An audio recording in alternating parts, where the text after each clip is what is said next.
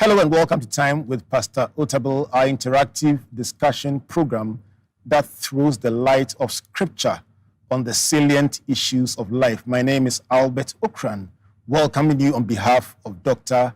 and Mrs. Otabil. In the past couple of weeks, we've looked at the African church, and it's getting very interesting as we go. And I am honored to welcome, leading the discussion today, Pastor Mensa Otabil. Pastor Otabil, thank you so much for these interactions. Thank you. There is great expectation for today's topic. All right, we'll see how it goes. Let me welcome Pastor Eric Hermeku of ICGC Open Heavens. Pastor Eric, good to see you. Thank you very much, Reverend Albert. And then Pastor Priscilla Nana Nketia, ICGC Eagles Temple. Pastor Priscilla, good to see you. Thank you, Pastor Albert. Wonderful. Doc, we would like to zero in today on pastors or church leadership and start with succession planning. So in the next decade or two, plus or minus, many of the biggest African charismatic churches will experience their first leadership transition from the founders. How ready is the African charismatic church for a seamless transition or continuity? And what should be the big factors in this discussion about relevance beyond one generation? I think church transition has always been one of those things people feel a bit nervous about.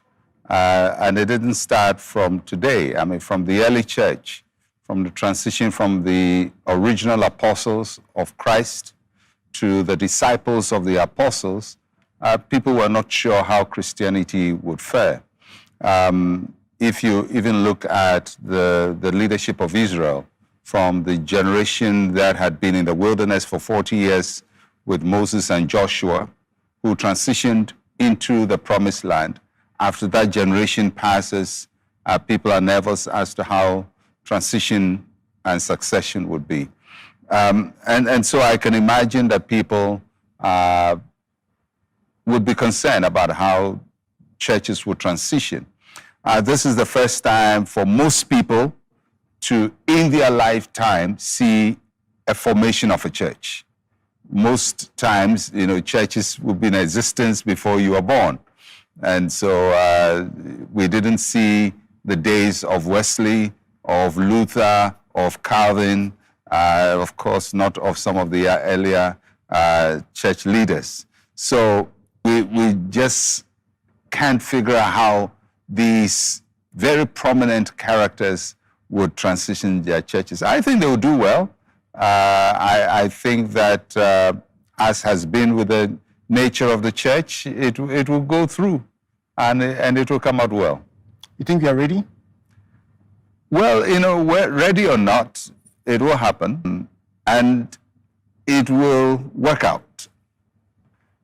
It will work out. For churches listening to you today, what should be some of the considerations that they should have in mind? Will it be structure? Will it be personnel? Will it be systems? What should be the big considerations? Will it be timing? I think really it is how quickly a church is ready to move from a person to an institution and when it should take place. Some wait till after the founder and then the institution kicks in. And some, whilst the founder is there, the concept of transition from personal decision-making to a systemic decision-making. That means that you have groups in the church that take over some of the responsibilities that are normally handled by just one person and his preferences or her preferences. So I think it's important that the process of transiting from a person to an institution starts intentionally and deliberately. And more the leader begins to take his hands or her hands off and allow things to grow in a more inclusive and collegial manner. I like the word deliberate. It seems to be a very important word in this discussion. Yes, it is. So you said last week you entreated church leaders to invest in a stronger generation of pastors. And you raise success factors like adequate theological training, a thorough knowledge of church history, of contemporary ministry, and so on. What happens when a church does not have these foundations? It takes a while to build them up and has reached the time of transitioning. Yeah, many times when we think about transition, we're thinking of an individual handing over power. But transition goes beyond an individual handing over power to even philosophical transition, ministry concept transition. A founding transition is very different from an establishing and a building transition. The mindsets are very different. So part of the transition that has to take place is for a founder, so to speak, to realize that what was required to found the church may not necessarily be what is required to settle the church and make it grow. And I think that's where training comes in. God has a way of making his grace abound in our weaknesses. And you see that a lot in the beginnings of church movements. You would find God will pick somebody who probably has never been to school, but is divinely graced in a tremendous way. And God gives them compensatory gifts, as I call them, that where they are absent in knowledge, God gives them probably a word of knowledge. So they become prophetic, but they are really not educated. Now, sometimes we are then tempted to think that because this is how they've operated, this is how it should be. And we forget that it is God's compensation for a lack that the person has. And that at a certain point, we have to regularize the system, especially when it goes to the second and third generation. And that is why I feel that the raising of succeeding generations is very different from the raising of a founding generation. The training is very different because you are moving from more an informal system to a more formal system. Of course, when most church leaders stay in office still, they can't function any longer. And the people are okay with it because he's the one they know and they still want him to be there forever. But the next generation is not going to have the same luxury. They would have term limits and they'll be voted in power or voted out of power and so on. So we have to then shift the mindset to preparing people for that level of transition. Doc, in biblical times and contemporary times, we have seen example of successful transitions where leaders and pastors transfer to their children. We have had the success of Aaron to Eliza, and in contemporary times, John Austin to Joel Austin. But in the case of Samuel and also Eli, their children didn't do very well. So if they are going to be transition for pastors to their children, how do they groom their children, and what does it take for them to get it right? It's a very dicey situation because sometimes we compare wrongly. Because the priesthood of the Old Testament was hereditary. There was the Levitical tribe and then the priesthood family, the Aaronic family. So if you were in that family, you were going to be a priest under the Old Testament, and you'll be trained that way. And we have to also understand that much of the transitions at that time were all based on the system of apprenticeship. So a son apprentices the father and takes on his trade. And it didn't only happen in the sacred order. It happened in everything else. In carpentry, the son will take over the father as a carpenter. The fisherman's son will take over because there was a certain predictability that you didn't change your profession. So if you were a carpenter, it's carpenter transgenerationally. If you're a fisherman, fisherman transgenerationally, and so on. But so we cannot lift that system into today. First, from the New Testamental concept, where the priesthood is no longer hereditary. And it's not one that is passed on from a parent to the child. So to use the Old Testament system, I think would be a misjudging of the situation. But the question we should then ask is it possible for biological children to be in a succession plan for an organization? All things are possible. I don't like predictability that it should be. But when we say it's possible, it means that it's in the scheme of things, it can be one of the factors that can be looked at. We should also be able to understand the mindset of the church, especially from the one person or one local church arrangement and a denomination. They're two different things. So you cited the example of Joel Osteen. That's one church. But if his father had 100 churches, that would be a totally different arrangement from what would have persisted if he had only one church. Doc, you open a very, very interesting dynamic with this break separating a local church from a denomination. Help us to appreciate the difference in the dynamic and how it will play out in terms of the quality of person or the level of preparation required for leadership in that kind of dynamic. You see, the charismatic church, and that's one of the things I would want to really look at, historically developed from various church activities that took place in the 1940s in the United States, where individuals came out from denominations and founded individual ministries. That was when people would put their name on their ministry. So you have Oral Roberts ministry, Catherine Kuhlman ministry. So the whole organization was built on the gifting of one person. And everybody in the organization serves that one person, because that is the only gift that is in operation and it's in manifestation. So we had these, whether it's Maurice Sorilo or it was just one person and his ministry. It's a very, very narrow organizational system.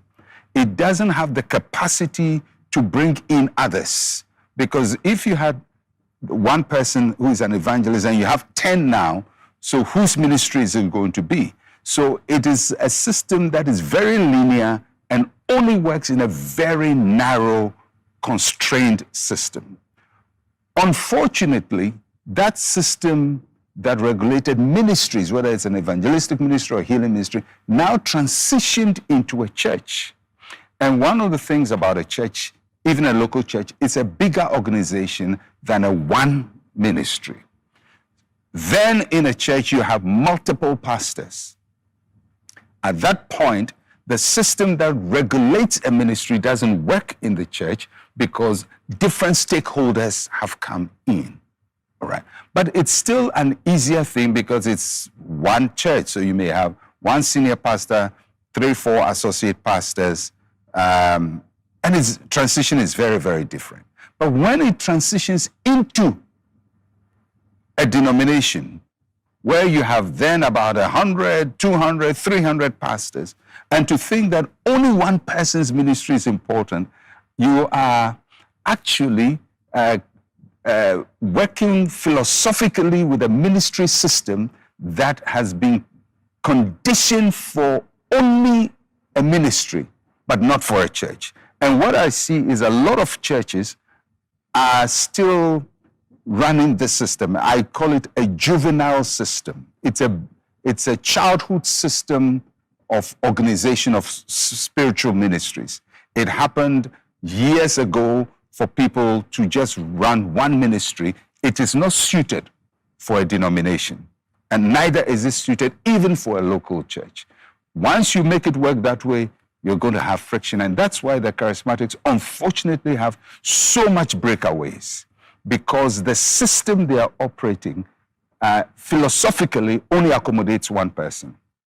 So, Doc, while it may not have the name, the one person's name on it, you're saying that it may have a neutral name, but it has all the elements. Yeah, it may be called International Central Gospel Church or International Transcontinental Church, but philosophically and structurally, it is a one-person ministry. Decision-making is centralized in one person, his or her preferences. That's always what happens. Whereas if you want to build a church, then you have to broaden the base so that other people find their space to operate within that church. I think the distinction you are drawing is very critical, where we are just looking at a personality, and then we are looking at a church, that's a denomination, many branches. It brings me to a question George Abedu is asking from La. He says he knows that you're a generational thinker and have a succession plan for ICGC. So can you share with us how ICGC will look like in your absence? I mean, nobody knows what anything would look like in their absence. What you try to do is to move from a personality to a system.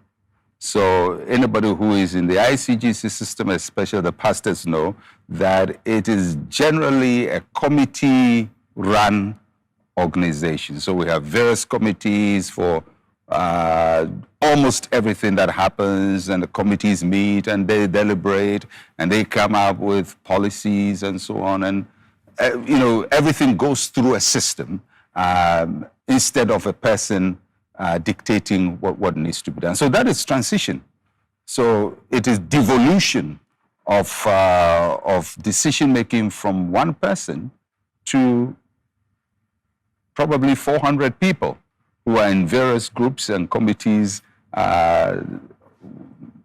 denomination-wide are making these decisions, whether it has to do with licensing of pastors or ordination, training, everything. Everything is broadly discussed and implemented. Right. So this is time with Pastor Otabil. We're having a discussion about the African church, and we are looking at succession planning. We'll go for a brief break. When we come back, we will shift our attention to the very beginnings, the calling of pastors, selection of pastors. If you have a pastor friend, somebody you love and appreciate, who's not listening to this broadcast, find them somewhere, text them, WhatsApp them, or invite your friends and loved ones to join us in this important discussion. Please don't go away.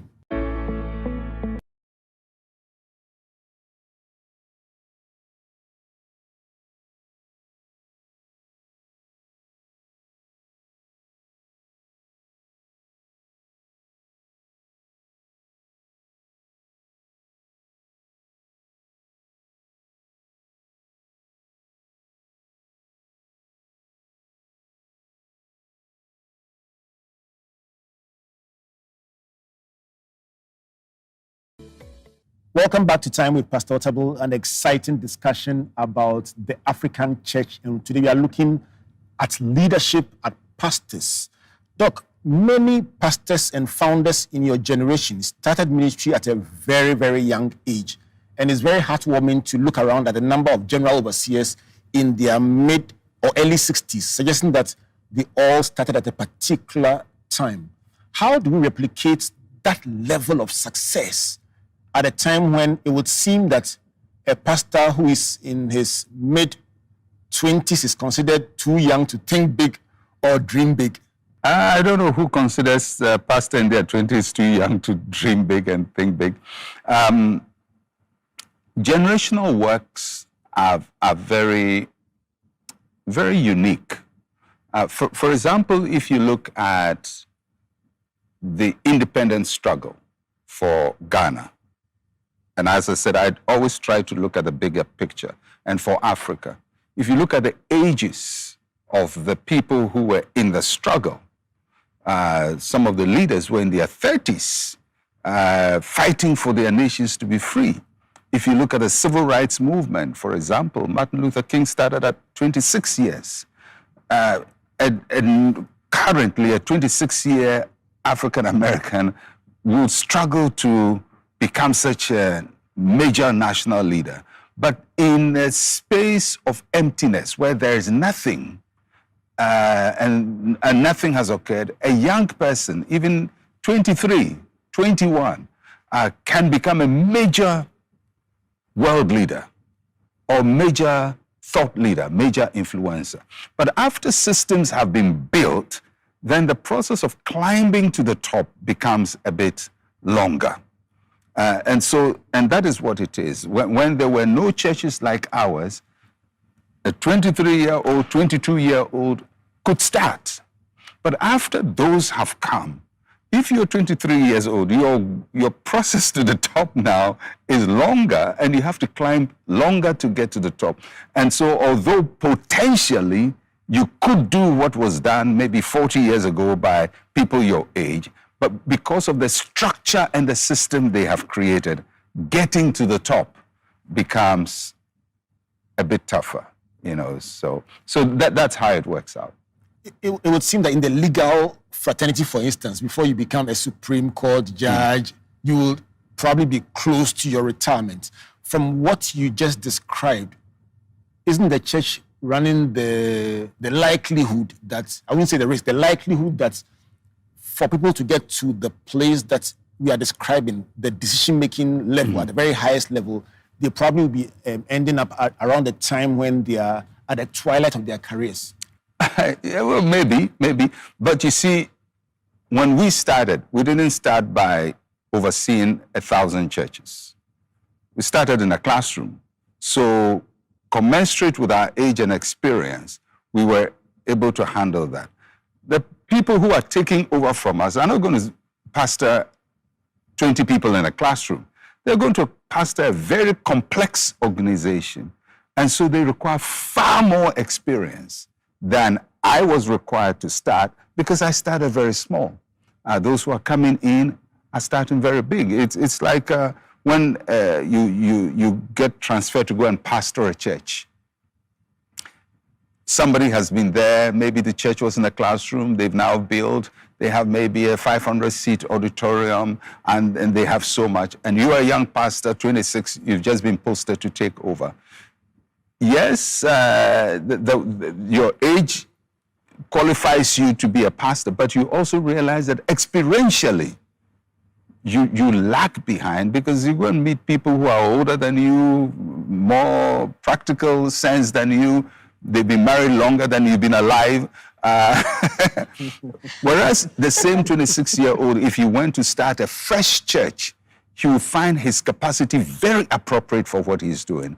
If he's taken over an already established church, so much will be required from him. And he has to note that he's taken over something way bigger than his capacity at that time. Very interesting, Doc.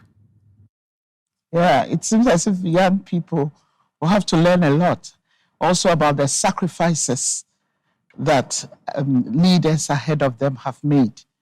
That is part of it. But you see, the knowledge I have now in running ICGC, if somebody is taking over from, must have the knowledge I have now. Now, let's say I took 40 years to acquire my knowledge now. That person has to find the shortest possible way to get this knowledge and be able to run as complex an organization as I'm running now. And that is why you have to, and one way to shorten the learning curve is to formalize the learning. So if he's going to do, let's say somebody starts and seminary training at age 18, goes to do 6 years, gets his master's degree. That takes him to about 24, 25. He does another 5 years, gets a PhD, he's 30. By that time, theologically, conceptually, he's acquired a lot more to be able to lead, even from a theological point of view. Whereas I had to take so long to get it, he can take a far shorter time to get it. It looks as if the first generation charismatic leaders sacrificed formal education to be able to respond to the call. And then you have young people who want to abandon the education because they have fire in their bones. Because people see leading a church only from a singular point of view, preaching. But about 90 or more % of what I do is not preaching. You know, so you're dealing with all kinds of stuff. So if you see preaching only as the work of the pastor, then you would miss it.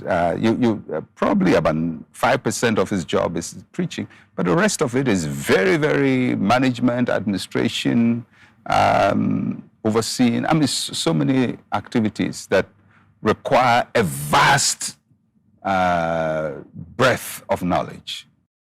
Right. When Prophet Samuel was sent by God to go and anoint David, he nearly made a mistake. So what are the attributes, skills, and competencies that a young pastor should have, or a leader should have to be able to identify somebody coming up, and what are the warning signs that must be avoided? It's always difficult. I mean, Samuel was held by God, otherwise he was going to choose the wrong person. So that tells you that the first impulse at whom you think has potential could actually be very wrong. Usually people prove themselves. You could identify potential, but you have to then put the potential in the fire. That means if I think you have potential, I have to help you to grow the potential by putting you in a system where you have to use the potential. So I don't protect the potential, I have to challenge the potential. And then you would know what the material the person is made out of. Because if you think something is gold, how do you prove it's gold? You put it in fire. If it comes out better, you know it's gold. If it burns, it wasn't gold. So part of the job of every leader is to look for talent. But you don't look for talent just to raise it. You look for talent and challenge it. And it is in that challenge that you see who has the real stuff and who doesn't have it. That means that it's very advisable that as young pastors, we must be ready to start from where we are than to aspire for huge spaces and all that. Because like you said, you started very small and you grew with it.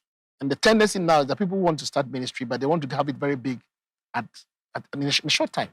Ambition is good. We must encourage ambition. But ambition doesn't get anything done. You have to go through the fire to get it done. So I like it when people say they're going to do great things and God has called them and they're going to do mighty things. There has to be a dreamer.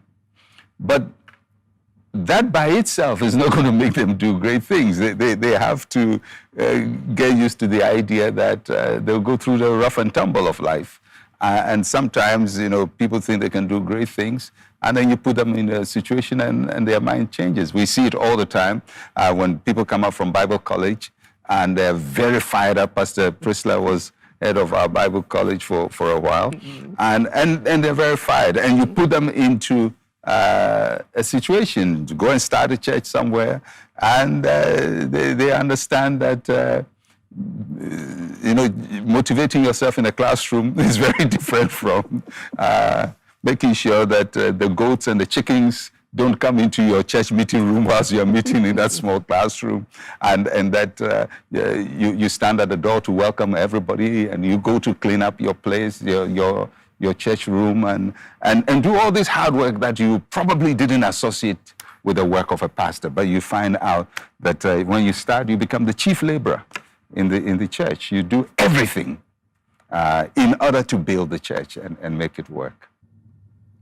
Doc, you described the word fire, the grooming process that a senior puts a younger person through. How do you reconcile the fact that you love the person and yet you are putting them through what you describe as fire? And I'm sure that from the young person's perspective, it will almost seem like they are being punished or they are even disliked when they are going through that process. I suspect so. It happens in every profession. It happens everywhere. It happens even with parenting. When you want your children to get good grades, you take them through fire. They learn, and you give them assignments, and you give them discipline, and you shut the TV off, and they're crying and think you hate them. But one day, hopefully, when they are about 40 years, they will say, thank you for shutting the TV off and making me run. And it's the same thing with when you're raising a leader. You're not doing it to damage the person. But if you truly believe potential, then you will not shy challenging the person. And if you really believe that you have the potential, then you have to face the fire and come out as pure gold. Because the end, you must come out as pure gold. Doc, so based on what you just described, you mentioned Samuel. He went through the fire under Eli.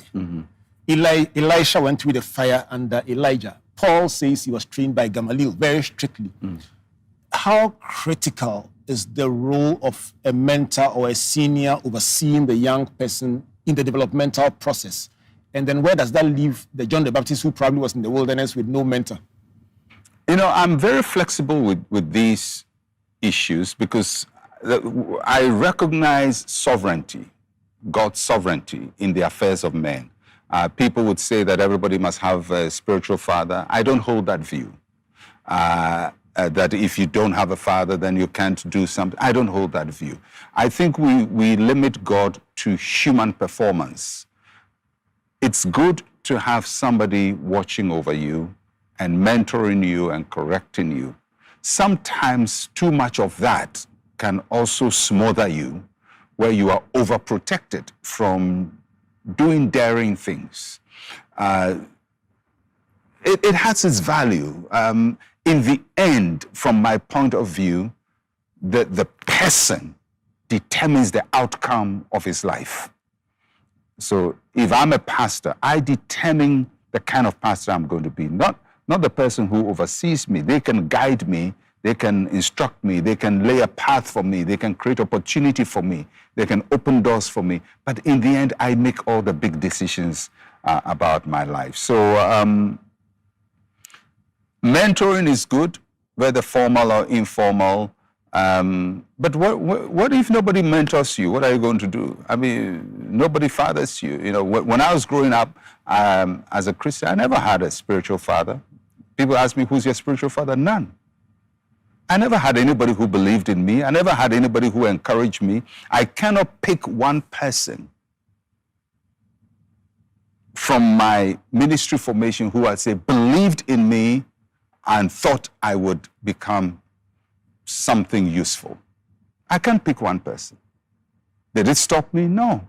So sometimes you're going to be in a situation where nobody really encourages you. You encourage yourself in the Lord. Nobody teaches you, teach yourself. Nobody helps you, help yourself. So, but should you get somebody, I mean, for example, if you're a pastor and you are in a church like ICGC, you're going to have tons of trainers and mentors. You go through a formal training. The system itself protects you, gives you resources, gives you tools to learn with and to practice with, and so much. Yes, and it's all good. But granting you are in ICGC and you were posted to a far-off place and your area supervisor is miles away from you, and let's say the area supervisor doesn't really like you, which happens. What are you going to do? Cry and say, why have they posted me to the place? You just see the best way to make it work. So I don't like overvaluing these things about spiritual fathers and mentors and all of that. They're good if they are there, but if they are not there, God is our Father, the Holy Spirit is our teacher. Trust Him and move on. Okay, I mean, practical way of looking at these things that is so amazing. Thank you, Pastor Priscilla. Now, can we look at more structured training? You founded Daniel Institute to deliberately train young Christian professionals with strong values to hold responsible positions in society and in the church. How important is this approach for the African church? It's important, and the training should be very rigorous. I feel we shouldn't give people shabby training. I always say it, if you give a doctor shabby training, the patients are going to suffer. If you give a lawyer shabby training, clients are going to suffer. And if we give pastors shabby training, this glorified Sunday school, just, you just look at the training, you wonder, who put this curriculum together? Will this pass a rigorous assessment? And what we try to do is to conceptualize a training program that is as rigorous as the counterpart of the pastor in a profession. So what is rigorous for a brain surgeon to get his qualification should be what you are putting into your pastors to become top-class pastors wherever they are. So we shouldn't cheapen training at all.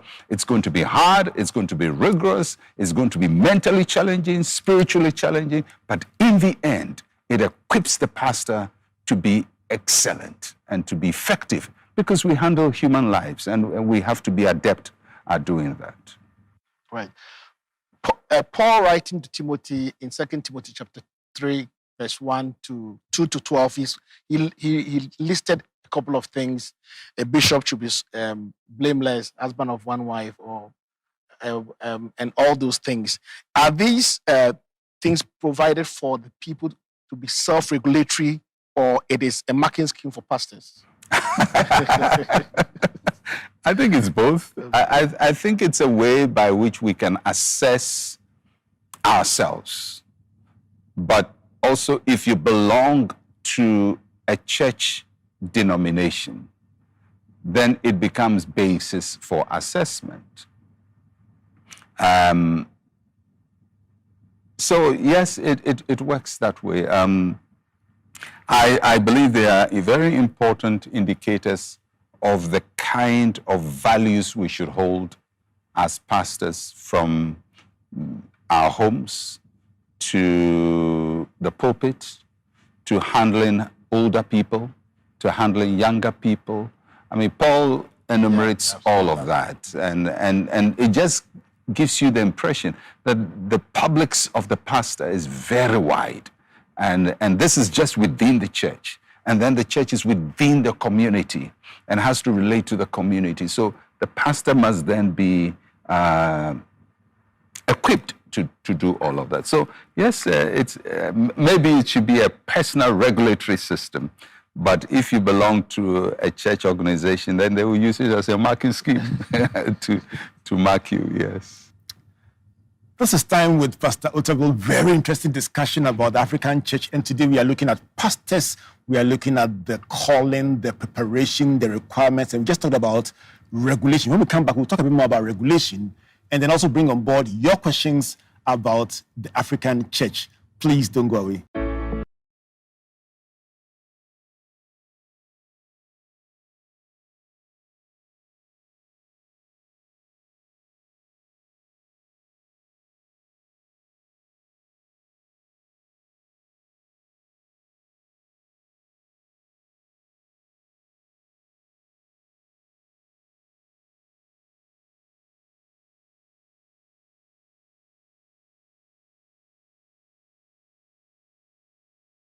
Welcome back to Time with Pastor Otabil, an enthralling discussion about the African church.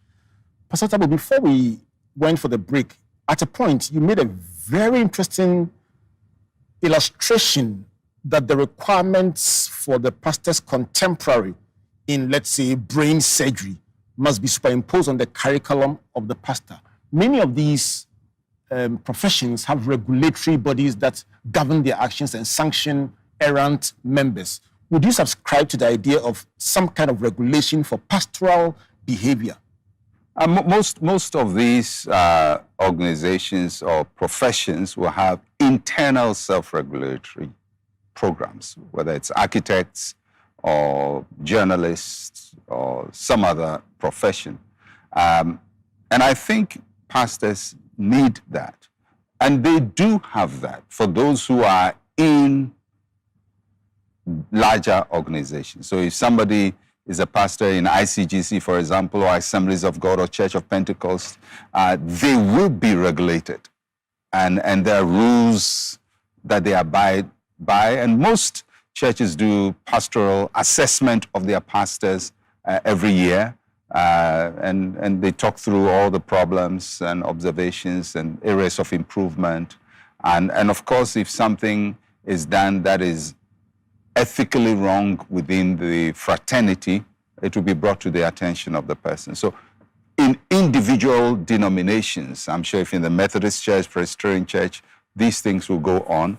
But church-wide, as trans-denominational, there's nothing like that. Because, you know, it's different organizations and the expectations are a little different from each other.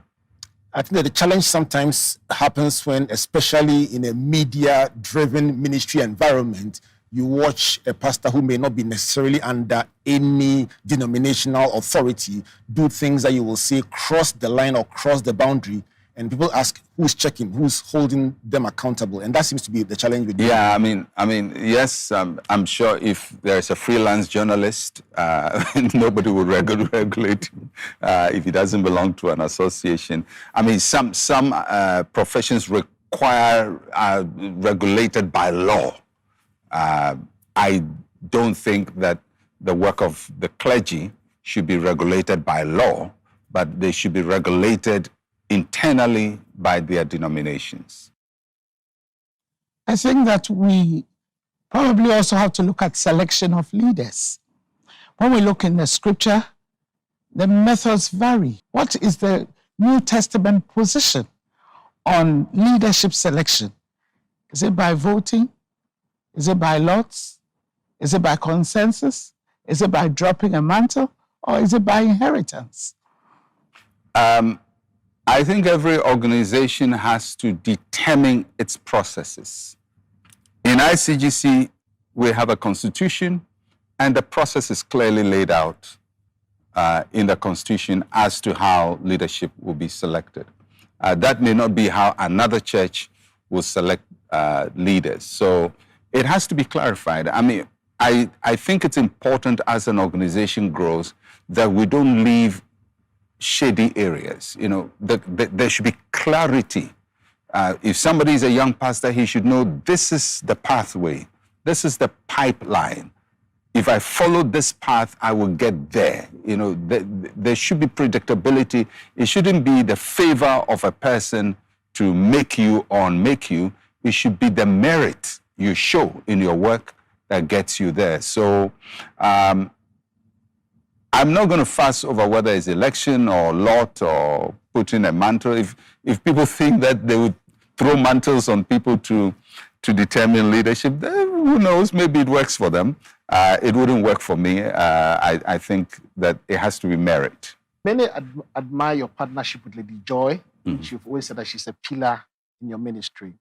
What is the ideal of a pastor's spouse in the church? Well, I mean, primarily she's my wife, but beyond that, she's in the ICGC hierarchy. She doesn't have an official role. She has, that means the governmental role, but she has responsibilities for organizing events, and she is a phenomenal organizer. But when we married, I didn't marry her because I thought she'd be an organizer. I just saw her, I liked her, and I married her. And later realized that there are things that she can do to help all of us in the work that we do. A pastor's wife is first and foremost a wife. And so she must be able to get on well with the husband, you know, or the vice versa. If the pastor is a woman, get on well with whatever, vice versa. So I think that role should be clear, that we're not creating a ministry partnership. You're creating a home partnership. But you may discover values that can help ministry, but that's not the basis of the marriage. The basis of the marriage is a partnership at home. And if out of it something come that can benefit the ministry, that's fine. Pastors and their spouses should endeavor to build a cohesion between them, just the two of them, before we even include the larger organization. Doc, there are cases where some pastors' wives feel that they are also called into ministry. So how does the pastor manage that? Well, I mean, I think marriage is noble, but I don't know whether it's a calling. You don't get called by proximity to a person. So I have siblings, I have brothers and sisters, and they are not called because I'm called. If they are working for God, then they are called in their own right. So the pastor's wife, because of the nature of a church, becomes active in the church. Because of the nature of it has nothing to do with calling. It has to do with service and responsibility. Because people are going to call you a soft mommy. People will come to you with their problems. They're going to get engaged. They want you to go. They're going to get married. They want you to be there. Things like that. Yeah. So by just being associated with a pastor, it's almost like buy one, get one free. The church hires one and get the other one free. So the pastor's wife traditionally then plays some roles. Not everybody is suited to those roles, and they can define their role as they understand themselves better. But they are drafted more or less into the ministry. This is Time with Pastor Otabil, a very, very insightful discussion about the African church. Let's go now to the box and bring out the questions you've been sending to Pastor Otabil, and there are so many of them. Let's start with Kweku Adebri from Osu, who says, reference symbolic acts. How does Pastor Otabil explain the breaking of the bread and giving thanks in administering Holy Communion? How different is that from putting a bit of the meal on the ground in the African culture, as you explained earlier? Aren't we also picking the culture of the Israelites at the time of Jesus? That's Kweku's question. Well, Christianity is about Christ. And Christ says, do this in remembrance of me, so we do it. I mean, we follow the tradition of Christ. And if Christ says something, we do it. That is it. But our primary leader is Christ. And where his will conflicts with others, we choose Christ. Charles McCarthy, he says, concerning Sunday schools, please, don't you think we have to move from telling stories to teach some biblical doctrine to build our children for a future takeover? I mean, there's value in that, but the way of teaching children is very different from the way of teaching adults. And you teach children primarily with stories, and out of the stories you weave lessons. You can't go and teach them hard information. That's why their books have a lot of pictures.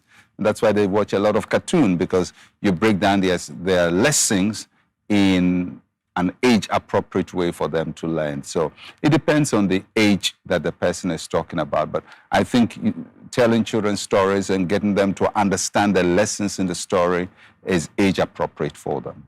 I think he's looking at the content being geared towards preparing them. Well, people will become effective at the right age. I mean, you don't say because somebody is going to go to the university to start teaching him university when he's a child. You teach him A, B, C, D. A is for apple, B is for ball. And then over time, they use those same tools to get to that level. So we shouldn't push it too much. Let kids be kids. Let's not force our kids to be adults too quickly. Right. Daniel Kweku, that thing from London says that Dr. Mensa Otabil, please address the issue of curses when there's a breakaway. When there's a breakaway, somebody leaves a church, and what happens? Maybe the senior pastor or the rains curses. That's what I think. Okay. First of all, I've never cursed anybody. I know that. Under any circumstance. So that's all I can say. I don't get it. I mean, if somebody has left, let them go. and move on. And hopefully wish that they do well. And if they don't do well, that they will find their way back and be nurtured. Prince Ramsey says, Pastor Otabil, can you kindly share with us your biggest successes, failures, or regrets in ministry, and some advice for younger pastors based on that? That's about 3 programs in all. I don't really know what my successes are. I don't really group things in that way in my mind. What I try to do is just do what I must do and not look back. So generally, as a person, I'm not fixated on myself or on what I do or what people consider my success. It's not in my radar at all. I'm constantly thinking of what must I do now? What's the next thing I must do? So that's how I see it. So that's my worldview. But I think viewers would want you to share a bit of your regrets and maybe some challenges you encountered along the way. I don't really look at life that way.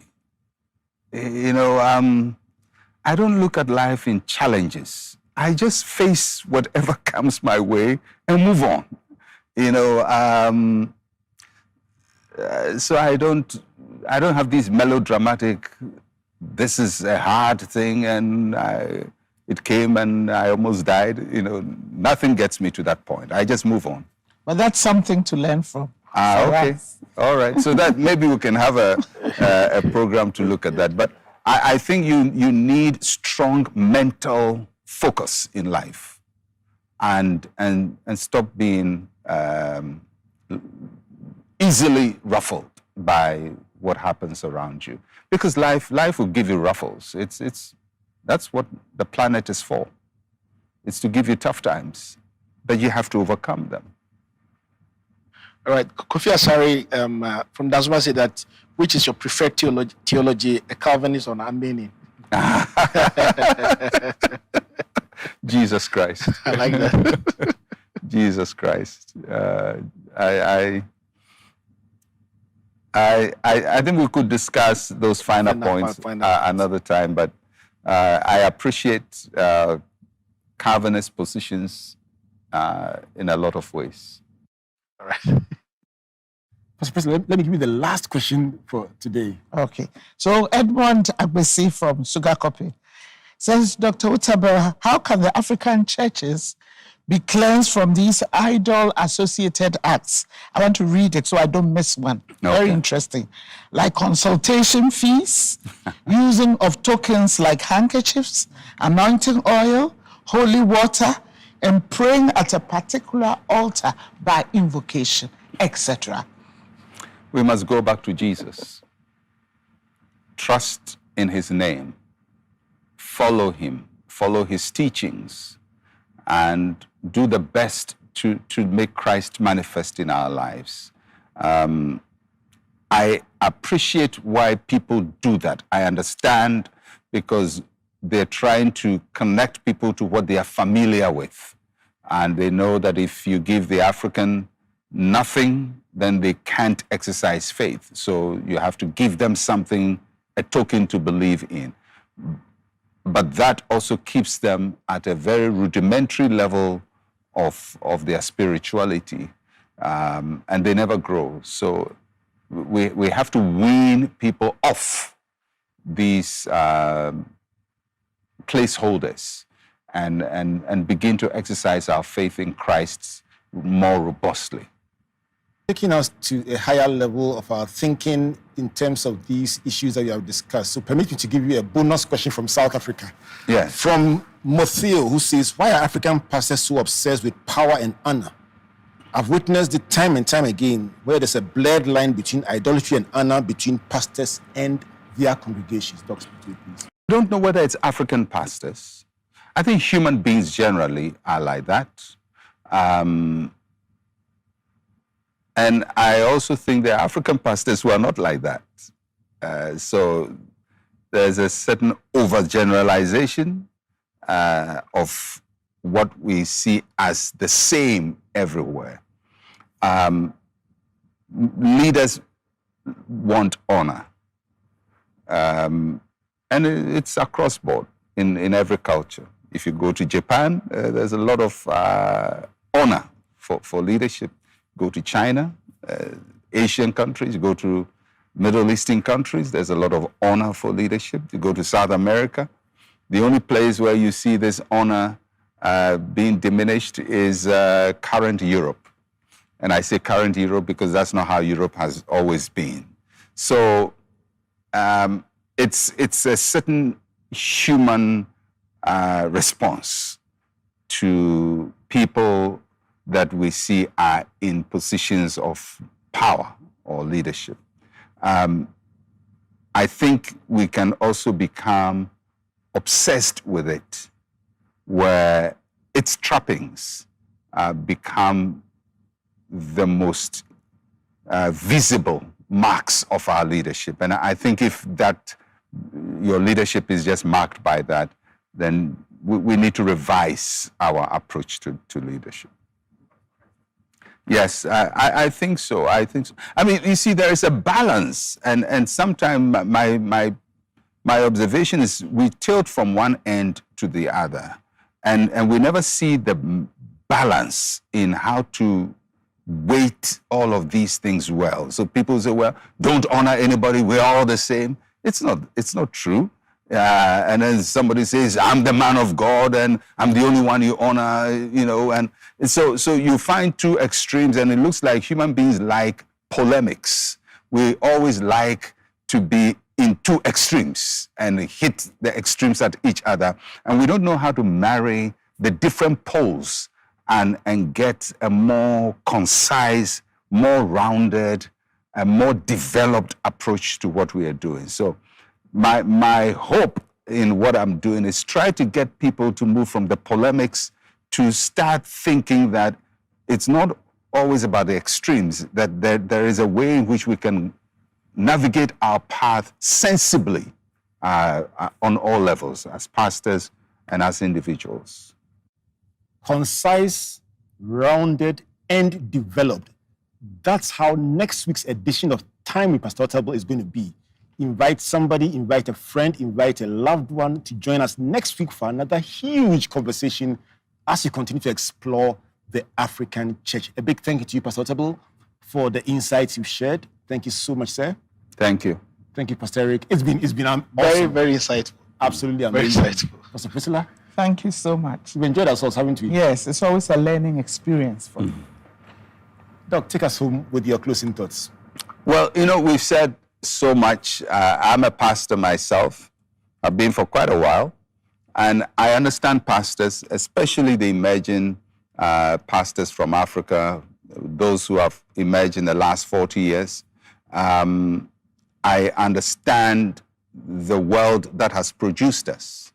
And I understand the belief system that has produced us and the philosophy that has produced us. Some for good, some not for good. And my hope, if you're listening to me and you're a pastor, is that you take time with yourself to understand yourself better and the world that has produced you a little better, and start doing some introspection and self-examination to look at areas that need some amendments and some reworking. And I think if we go on this journey of constantly working on ourselves, we will be far better than we are at the end of the day. So I pray for every pastor who is listening to me. You have a tough job. May the Lord give you grace. May He give you wisdom. May He give you ability to handle your human relationships, to handle your institution, to handle all the important decisions that have to be made. May God give you the courage to do what is difficult to do. May God give you the wisdom to decipher into all those difficult choices you have to make.